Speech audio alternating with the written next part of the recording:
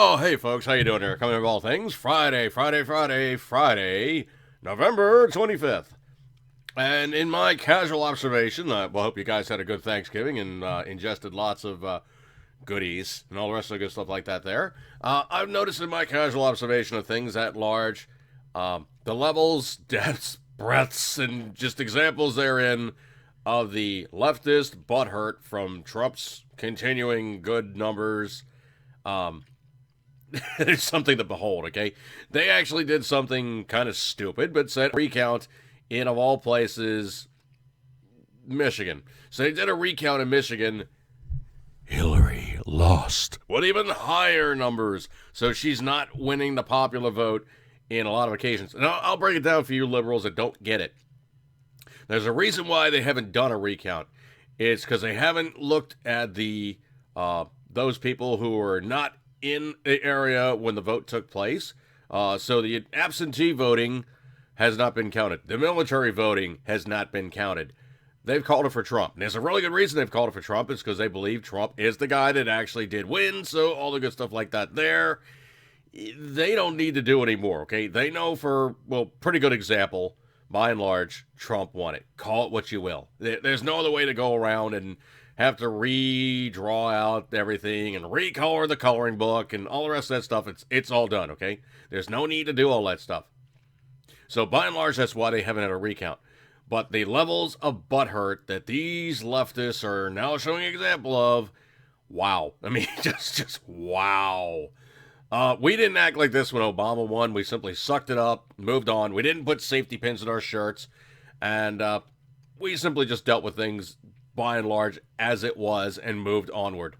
The examples we're seeing from the left are extreme examples of butthurt, screaming weenie children who simply can't deal with things.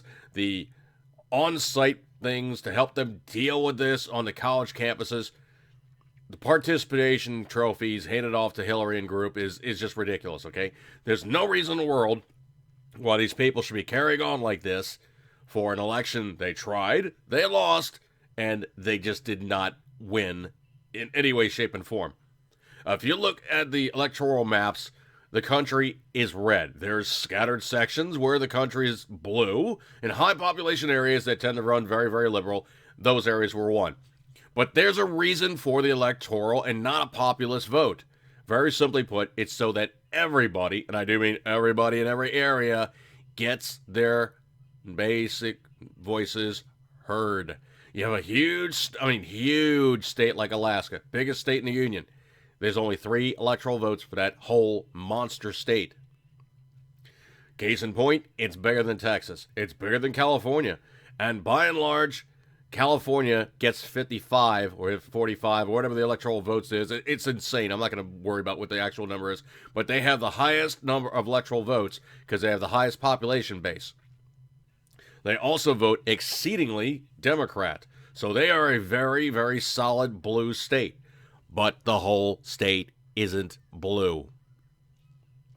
So case in point, those areas that pretty much went the other way were just washed out by the numbers of huge referencing of the blue side of the aisle, which pretty much made that state go for Hillary.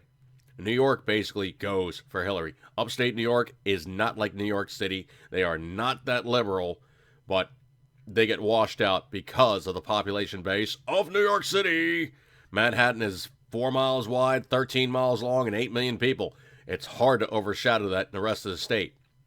So by and large, those places that pretty much turned over the state for her made it blue. But the counties is what counting, not as a whole, but as the electoral votes. So considerably, some states don't have a winner-take-all type of thing. They actually have a state that can be split. So all these things come into play, and the actual votes therein take place more locally than statewide or nationally, as by the framers of the Constitution, how they set it up. Now, if your liberals don't like that, I suggest very, very strongly the very, very next time that you're in power, you would try to outdo yourselves and try to get rid of the electoral college system, because right now, it's the one thing going you guys cannot stop. All right, folks, I'm going to break up with this one. Eat good, keep it sunring. As always, you know what, you love it. Have yourselves a good weekend and listen to the liberal whine and pour yourself a glass and just watch it bubble.